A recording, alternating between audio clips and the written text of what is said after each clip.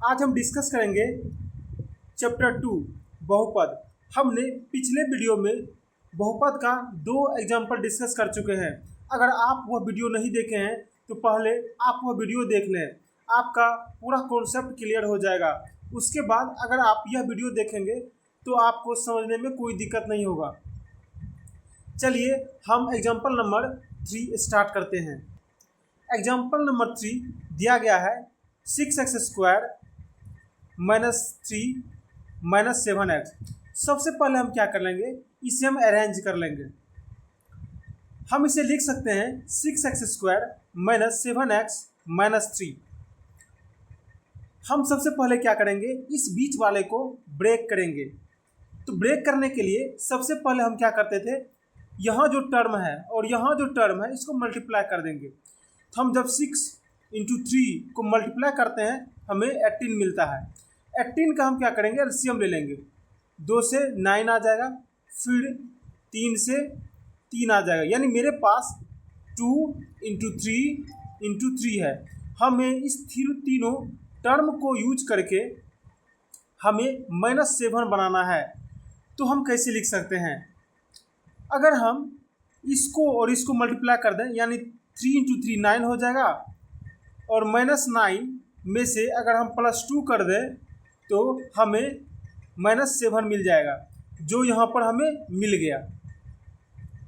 अब नेक्स्ट चीज़ हम क्या चेक करते थे कि जो भी टर्म जैसे -9 है × 2 है, इसको मल्टीप्लाई करने पर जितना आएगा, जैसे -18 आया, तो इस टर्म और यहाँ जो टर्म है इस दोनों टर्म को मल्टीप्लाई करने के बाद भी -18 ही आना चाहिए। चलिए चेक करते हैं। जैसे यहाँ पर 6 है और यहाँ पर -3 है, जब हम इसी मल्टीप्लाई करते हैं तो -18 आया, यहाँ भी -18 आया और यहाँ भी -18 आ रहा है।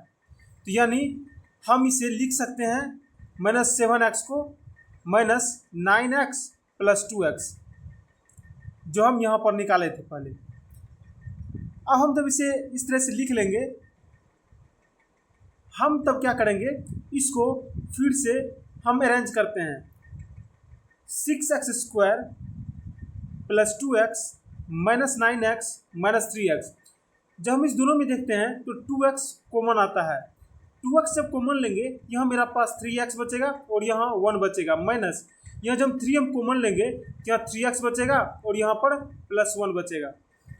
जब हम इस दोनों टर्म को देखते हैं, इस टर्म पूरे को और इस टर्म को, यहाँ हम देखते हैं कि दोनों में 3x + 1 कॉमन है।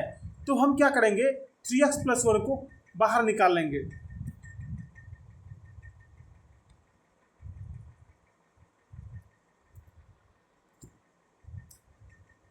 यहाँ हमने 3x + 1 को बाहर निकाल लिए, तो मेरे पास बचा क्या, यहाँ 2x बचा और यहाँ पर -3 बचा। इसे हम यहाँ पर लिखे हैं 2x - 3। क्वेश्चन में दिया गया है कि हमें शून्य निकालना है, तो हम क्या करेंगे, इसे हम 0 के बराबर कर देंगे। तो हम लिख सकते हैं 2x - 3 = 0, यानी फर्स्ट टर्म को 0 के बराबर कर दिए और इस टर्म को भी हम 0 के बराबर कर देंगे, यानी 3x + 1 = 0। जब हम इसे लिखेंगे कि 2x = ये 3 जब बराबर किस ओर आएगा तो ये माइनस से प्लस हो जाएगा, और ये भी यहाँ प्लस था तो माइनस हो जाएगा। हम यहाँ से x का वैल्यू हो जाएगा मेरा 3/2 और यहाँ x का वैल्यू हो जाएगा -1/3। अब हम क्या कर लेंगे, हमारे पास 2 शून्य का आया, एक आया 3/2 और दूसरा -1/3। तो हम फर्स्ट शून्य को अल्फा कंसिडर कर लेंगे और दूसरे शून्य को बीटा कंसिडर कर लेंगे। अब हम सत्यता की जांच करते हैं। सत्यता की जांच करने के लिए हमें शून्यकों का योगफल यानी अल्फा + बीटा - b/a ये निकालना होगा, और दूसरा अल्फा × बीटा = c/a ये निकालना होगा। जब हम ये दोनों निकाल देंगे तो वही सत्यता की जांच हो जाता है। चलिए हम शून्यकों का योग निकालते हैं।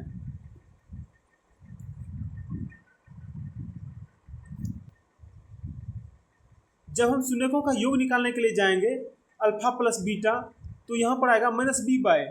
सबसे पहले अब हमें ए तो पता नहीं है, ना ही बी पता है। सबसे पहले हम क्या करते हैं, ए और बी दोनों का वैल्यू निकाल लेते हैं।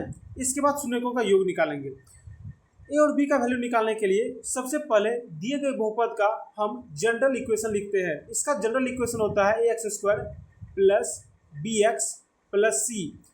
यहाँ पर एक्स स्क्वायर मैच कर गया तो ए का वैल्यू 6 हो जाएगा। यहाँ पर बी का वैल्यू -7 हो जाएगा और सी का वैल्यू -3 हो जाएगा। अब हमारे पास ए का वैल्यू, बी का वैल्यू और सी का वैल्यू भी पता है। अब हम शून्यकों का योगफल और गुणनफल निकालकर सत्यता की जांच कर लेंगे।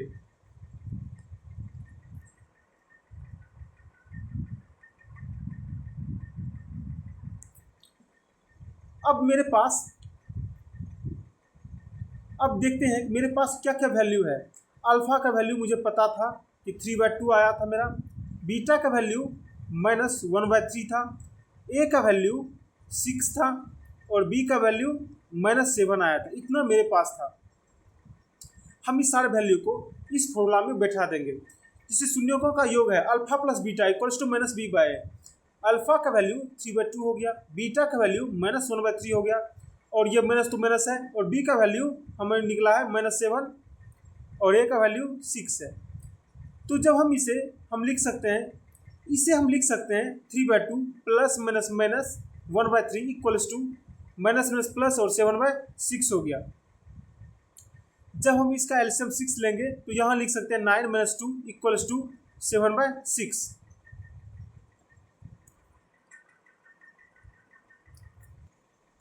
जब हम इस पूरे टर्म को सॉल्व करेंगे तो हमें मिलता है 7/6 और यहाँ भी मेरे पास 7/6 है, यानी ये दोनों बराबर है, यानी ये सत्य है। अब हम शून्यकों का गुणनफल निकालते हैं।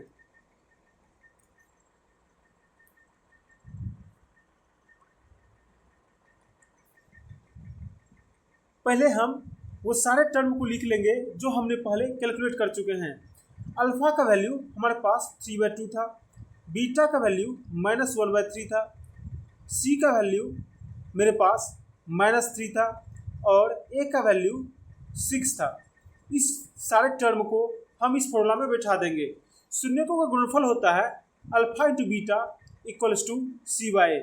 अल्फा का वैल्यू मेरे पास 3/2 है और बीटा का वैल्यू -1/3 है और सी का वैल्यू मेरे पास -3 है और ए का वैल्यू 6 है। हम सारे टर्म को लिख दिए। जब हम इस पूरे एक्सप्रेशन को और इस पूरे एक्सप्रेशन को सॉल्व करेंगे तो हमें आता है -1/2 और -1/2, यानी ये दोनों टर्म बराबर है, यानी ये भी मेरा सत्य आता है। तो यह मेरा सिद्ध हो गया। तो हमें याद रखना है, जब भी किसी प्रॉब्लम में शून्यांकों और गुणनांकों के बीच हमें सत्यता की जांच करना है तो हमें उस वक्त शून्यकों का योगफल और शून्यकों का गुणनफल निकाल देंगे तो सत्यता की जांच हो जाता है।